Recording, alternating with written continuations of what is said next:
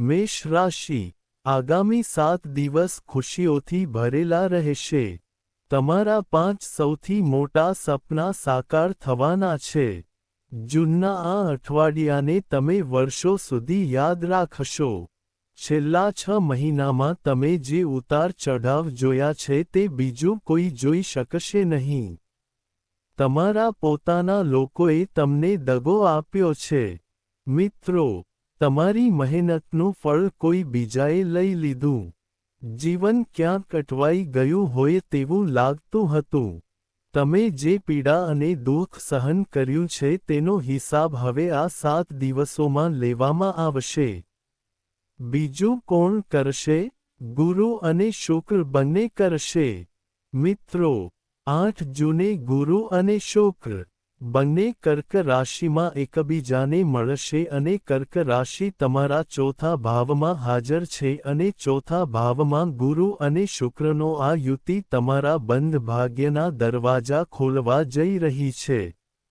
મિત્રો, રડવાનું બંધ કરો કારણ કે હવે સુખ સુવિધાઓનો આનંદ માણવાનો સમય આવી ગયો છે. મિત્રો, ઘણા સમયથી તમે વિચારી રહ્યા છો કે ભગવાન, મારો સમય ક્યારે આવશે? મને સાચો પ્રેમ ક્યારે મળશે? મારા ઘરમાં પણ સુખ સુવિધાઓ ક્યારે આવશે? તો તમે અહીં છો. ગુરુ અને શુક્ર બંને સુખ સુવિધાઓના ઘરમાં હાજર છે. મિત્રો, શુક્ર સુખ સુવિધાઓ આપવા માટે જાણીતો છે. જમીન, ઘર, ગાડી, તે સુખ આપવા માટે જાણીતું છે. અને ગુરુ, જે બુદ્ધિ અને ભાગ્યનો કારક છે, તે પણ ઉચ્ચ છે. મિત્રો, તો સમજો કે તમારું સૂતેલું ભાગ્ય હવે જાગશે, અને તમારા જીવનમાં આવનારી ખુશી સામાન્ય નહીં હોય. પરંતુ મિત્રો, જો તમે કેટલીક ભૂલો કરો છો, તો સમજો કે નજીક આવતી લક્ષ્મી દરવાજામાંથી પાછી ફરી શકે છે. કારણ કે ભૂતકાળમાં પણ તમારી પાસે ઘણી મોટી તકો આવી હતી. તમે મોટા લક્ષ્યો પ્રાપ્ત કરી શક્યા હોત. તમે તમારા સપનાઓને સાકાર કરી શક્યા હોત. ગ્રહોએ પણ તમને ટેકો આપ્યો. પણ શું થયું? મિત્રો, તમારી પોતાની કેટલીક ભૂલોને કારણે તમારા ઘરમાં આવેલી લક્ષ્મી ગઈ છે. તમારા હાથમાં આવેલો ધન પણ થોડી ક્ષણોમાં જતો રહ્યો. તે રેતીની જેમ સરકી ગયો. પણ હવે તમારે એ ભૂલો ન કરવી જોઈએ. જો તમે સાવધાન અને સતર્ક રહેશો, તો આ 7 દિવસ 7 વર્ષના નુકસાનની ભરપાઈ કરશે. તો સાવધાન રહો.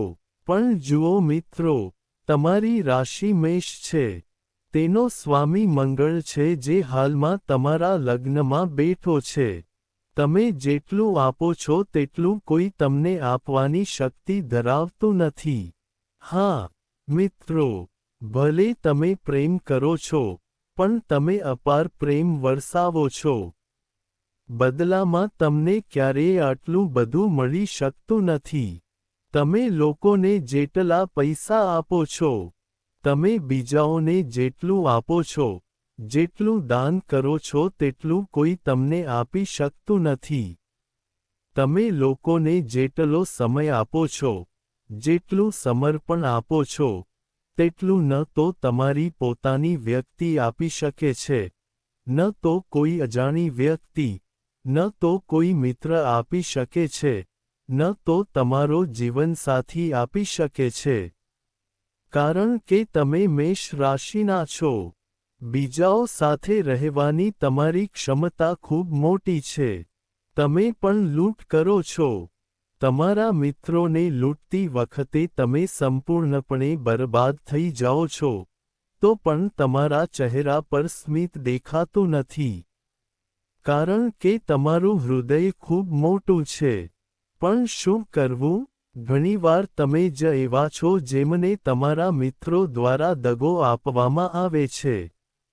હા, લોકો તમારી લાગણીઓ સાથે રમે છે.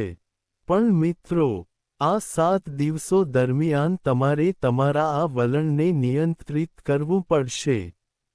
ભગવાન આપી રહ્યા છે, તારાઓ આપશે, પણ અત્યારે તમારે થોડા સ્વાર્થી બનવું પડશે. તમારે તેમને મદદ કરવાનું બંધ કરવું પડશે જે તમને બદલામાં કંઈ આપતા નથી. સમજ્યા? અને હા, ધ્યાનમાં રાખો કે જો તમને બદલામાં એટલું નથી મળી રહ્યું જેટલું તમે આપી રહ્યા છો, તો ત્યાં સેવા કરવાનું બંધ કરો.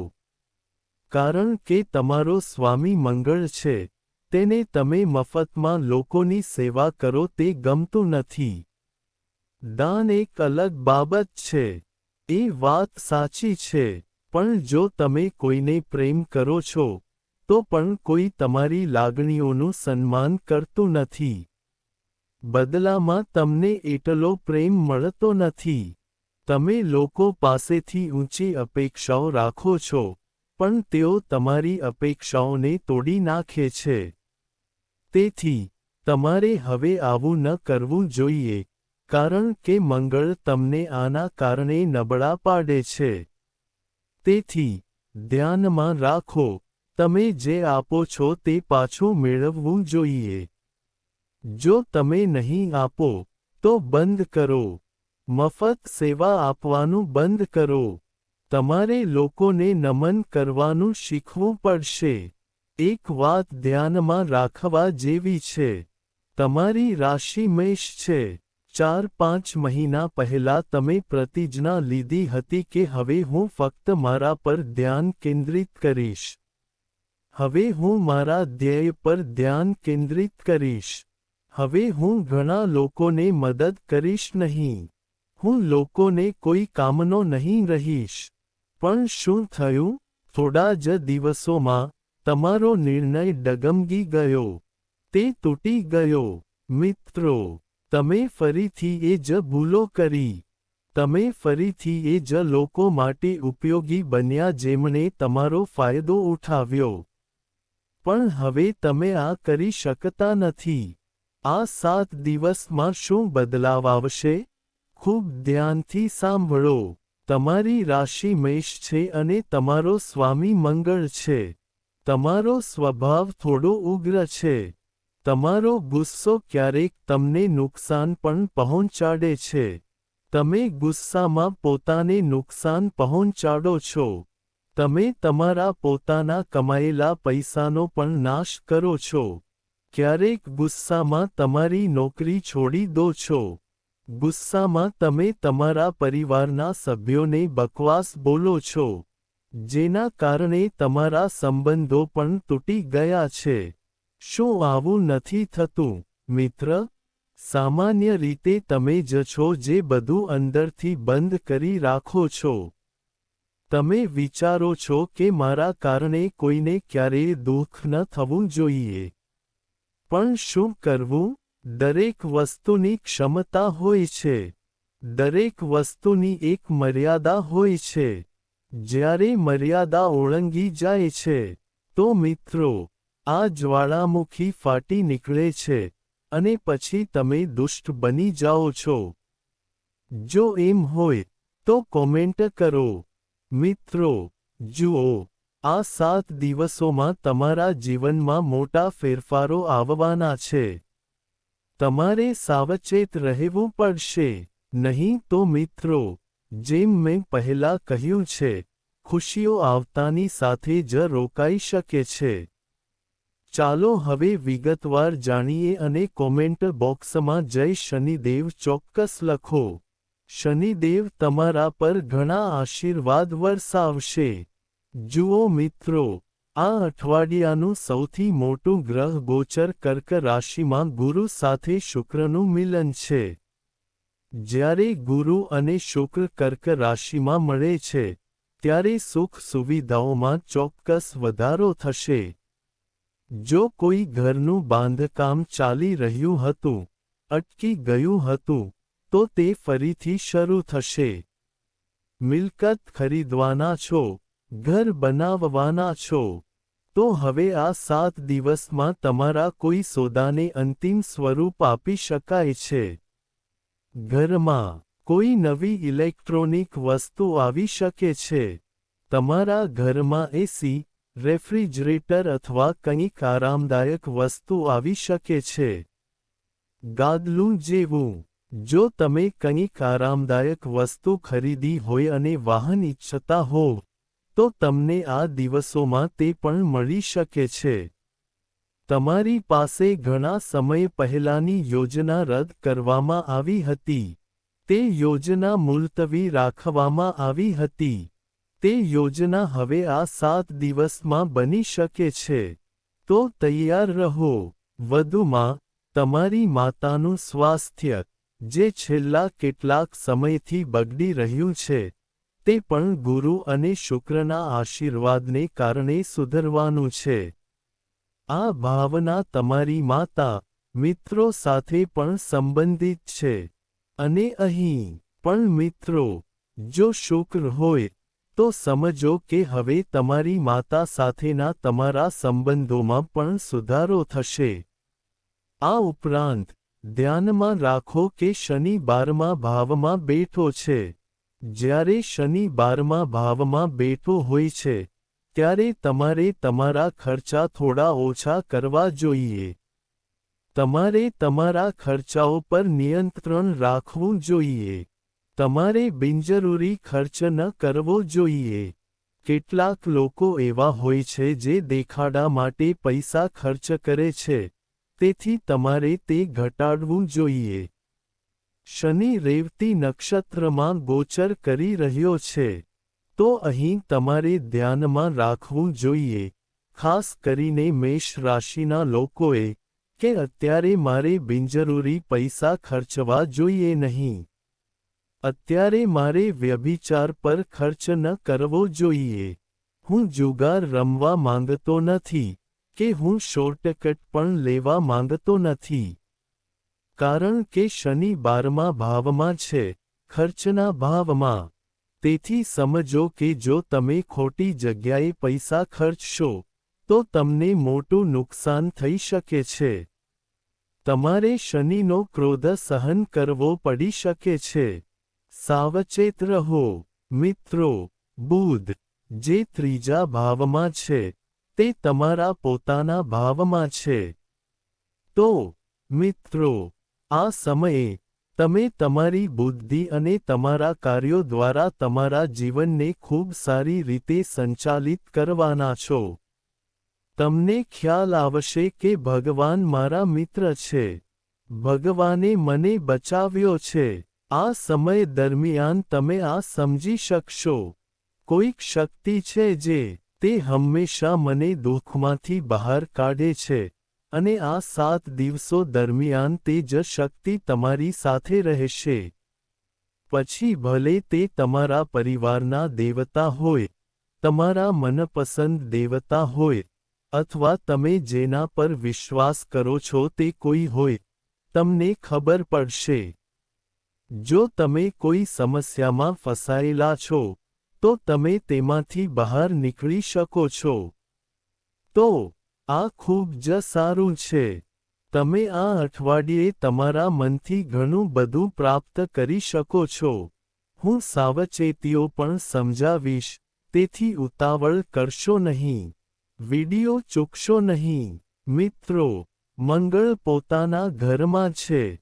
તે ઘણા સમયથી ત્યાં છે. તમારા સ્વાસ્થ્ય અંગે તમને થોડી સલાહ. સાવધાન રહેવું જોઈએ. જ્યારે સ્વામી આપણા લગ્નસ્થાનમાં બેઠેલા હોય, ત્યારે તમને અહીં આંખ સંબંધિત કેટલીક સમસ્યાઓ થઈ શકે છે. વાહન ખૂબ કાળજીપૂર્વક ચલાવવું જોઈએ. જો ઘરમાં કોઈની સાથે દલીલ થાય, જો તમારા જીવનસાથી સાથે કે ઘરમાં કોઈની સાથે દલીલ થાય, તો ઝડપથી વાહન ન ચલાવવું જોઈએ. ગુસ્સામાં કોઈ ખોટો નિર્ણય ન લો. હું તમને આ સાવચેતી જણાવી રહ્યો છું. જો તમે સાવધ રહેશો, તો ઘણી બધી બાબતો સારી રહેશે. તમે થોડા આક્રમક બની શકો છો. જો જીવનમાં તમારી ઈચ્છા મુજબ કંઈક ન થાય તો ધારો કે તમે કોઈ કાર્ય પૂર્ણ કરો છો. તમે ઈચ્છતા હતા. જો તે કામમાં થોડો પણ વિલંબ થાય, તો તમને ગુસ્સો આવવા લાગશે. અને તે ગુસ્સામાં, તમે કોઈની સાથે ઝઘડો કરી શકો છો. તમે જ્યાં પણ કામ કરો છો અથવા જો તમે વ્યવસાય કરો છો, તો ઝઘડો થઈ શકે છે. તેથી તમારે પોતાને થોડું કાબૂમાં રાખવું પડશે. સવારે વહેલા ઉઠો, થોડું ધ્યાન કરો, હનુમાનજીના મંદિરમાં જાઓ. હનુમાનજીના સ્થાન પરથી સિંદૂર લો અને તેને તમારા કપાળ પર લગાવો. મિત્રો, આ તમને મંગળના ભયંકર પ્રભાવથી બચાવશે. તમારા જીવનમાં શાંતિ આવશે, ખુશી આવશે. તમારા મનની ચિંતા અને તણાવમાંથી રાહત મળશે. જુઓ, બધા પૈસા કમાય છે, પણ સમસ્યા ક્યાં છે કે શાંતિ નથી. મેષ રાશિના કરોડપતિઓ પણ રાત્રે ઊંઘી શકતા નથી.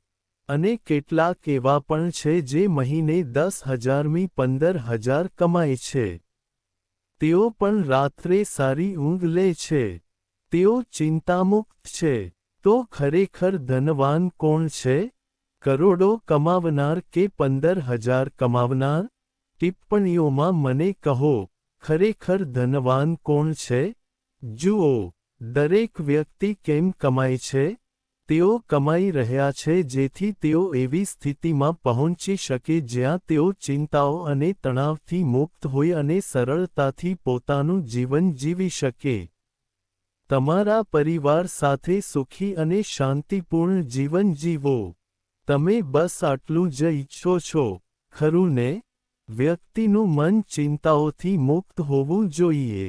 પણ શું થાય છે કે વ્યક્તિ પૈસા કમાવવામાં એટલો વ્યસ્ત થઈ જાય છે કે તે આખી જિંદગી આ ગડબડમાંથી બહાર નીકળી શકતો નથી. 1-2 બને છે, 2-4 બને છે, ઘર બનાવે છે, મોટું ઘર બનાવે છે, મોટી કાર ખરીદે છે, તમારા બાળકને સારું શિક્ષણ આપે છે. આ બધું ચાલુ રહે છે. તો તમારી રાશિ મેષ છે. તમારી અપેક્ષાઓ થોડી ઓછી રાખો. ભગવાન તમને આપે છે. તમારો સ્વામી તમને આપે છે. તમારી રાશિનો સ્વામી તમને આપે છે, પણ તમારી અપેક્ષાઓ થોડી ઓછી કરો. આપો. જો તમે જે મેળવો છો તેનો આનંદ માણો છો, તો તમે વધુ મેળવવાનું શરૂ કરશો. ફક્ત તમારી અપેક્ષાઓ ઓછી કરો અને તમારી પાસે જે છે તેનો આનંદ માણો. ખાસ કરીને મંગળ મેષ રાશિનો સ્વામી છે. તેથી આ વસ્તુ કોઈ દિવસ આવી શકે છે અને જો તમારી પાસે મંગળ છે, તો ધ્યાનમાં રાખો કે મંગળ નમતો નથી. મંગળ સેનાપતિ છે, તેથી તમે સેનાપતિ છો. જો તમે સેનાપતિ રાશિના છો, તો તમારે કોઈની સામે ભીખ ન માંગવી જોઈએ. મારો મતલબ છે કે, તમારે ક્યારેય કોઈની સામે મિત્રતા કે સંબંધ માટે ભીખ ન માંગવી જોઈએ. કે તમે મારી સાથે મિત્રતા કરો છો. તમે તે વ્યક્તિને પ્રેમ કરો છો. તમે તે વ્યક્તિ સાથે લગ્ન કરો છો. આ કોઈની સામે ભીખ માંગવા જેવું નથી. તમારે હંમેશા પોતાને મજબૂત રાખવું જોઈએ. તમારે તમારું મૂલ્ય સમજવું પડશે. તમારું મૂલ્ય જાળવી રાખો. માથું ઊંચું રાખીને ચાલો. ક્યારેય પૈસાની ભીખ ન માગો. સાવધાન રહો, કારણ કે તમારો સ્વામી મંગળ છે. તમે જેટલી ભીખ માંગશો, તેટલું જ તમારો સ્વામી મંગળ તમને ખરાબ પરિણામો આપશે. તેથી, આ બાબતોનું ધ્યાન રાખો. આ ઉપરાંત, ધ્યાનમાં રાખો કે જીવન ઘણીવાર તમને વારંવાર ફેંકી દે છે. તમારી રાશિનો સ્વામી પણ તમને ફેંકી દે છે જેથી તમે ઠોકર ખાધા પછી મજબૂત બનો, પણ તમે મજબૂત ન બનો. પરંતુ હવે તમારે શીખવું પડશે. આ ઉપરાંત, જુઓ કેતુ ક્યાં સ્થિત છે. શું તમે છો, મિત્રો? કેતુ તમારા પાંચમા ભાવમાં, એટલે કે સંબંધોના ઘરમાં, બાળકોના ઘરમાં બેઠો છે. તો છેલ્લા કેટલાક સમયથી એવું લાગે છે કે કોઈ મને પ્રેમ કરતું નથી. મારા બાળકો મને મહત્વ આપતા નથી. મારો પ્રેમી મારા પર ધ્યાન આપતો નથી. તમે એકલા અનુભવો છો. તમારા બાળકો પાસેથી તમારી ઊંચી અપેક્ષાઓ પણ પૂર્ણ થતી નથી. એકંદરે, તમે અત્યારે થોડા એકલા અનુભવો છો. તમારા જીવનસાથીથી, તમારા બાળકોથી, કારણ કે કેતુ ત્યાં બેઠો છે. અને રાહુ ક્યાં બેઠો છે? કમાણીના ઘરમાં, નફાના ઘરમાં. રાહુ અને કેતુ રાહુને ક્યારે મળશે? શું તે આપે છે? રાહુ આપે છે જ્યારે કેતુનો પ્રભાવ બંધ થાય છે. અને કેતુ આપે છે જ્યારે રાહુનો પ્રભાવ બંધ થાય છે. મારો કહેવાનો મતલબ એ છે કે આ કમાણીનું ઘર છે અને આ પ્રેમ અને બાળકોનું ઘર છે.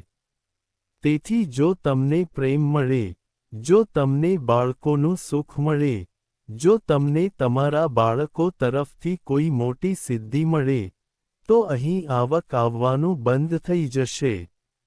નફો થોડો ઓછો થશે. નફો મેળવવા માટે તમારે વિવિધ યુક્તિઓ અપનાવવી પડશે. ત્યારે જ કેતુ તમને તે આપશે. પરંતુ જો તમે ઈચ્છો છો કે તમારી આવક સારી હોય તો તમારે તમારા બાળકો પાસેથી ઘણી અપેક્ષાઓ ન રાખવી જોઈએ.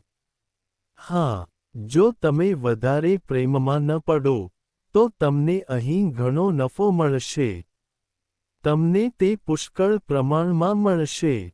તો હવે તમારે નક્કી કરવાનું છે કે તમારે શું કરવું છે? તમારે રાહુ પાસેથી પૈસા જોઈએ છે કે કેતુ પાસેથી પ્રેમ? તમારે શું જોઈએ છે? હવે તે તમારા પર નિર્ભર છે. એક વસ્તુ લો. તમે કોઈ પણ એક વસ્તુ લઈ શકો છો. જો તમે બંને કરવાનો પ્રયાસ કરશો, તો તે કામ કરશે નહીં. તમારે એક વસ્તુ લેવી પડશે. હવે તે તમારા પર નિર્ભર છે. તો કાં તો નફો કમાવવા પર ધ્યાન કેન્દ્રિત કરો કે પ્રેમ પર ધ્યાન કેન્દ્રિત કરો. આ વિડિયોમાં આટલું જ છે, મિત્રો. આજના વિડિયોમાં, મિત્રો, મેં તમારા માટે બધા વિષયો સ્પષ્ટ કર્યા છે. આ 7 દિવસમાં શું સાવચેતી રાખવી, શું થવાનું છે, બધું જ કહેવામાં આવ્યું છે. જો તમને વિડિયો ગમ્યો હોય, તો કૃપા કરીને લાઇક કરો અને ચેનલને સબસ્ક્રાઇબ કરો.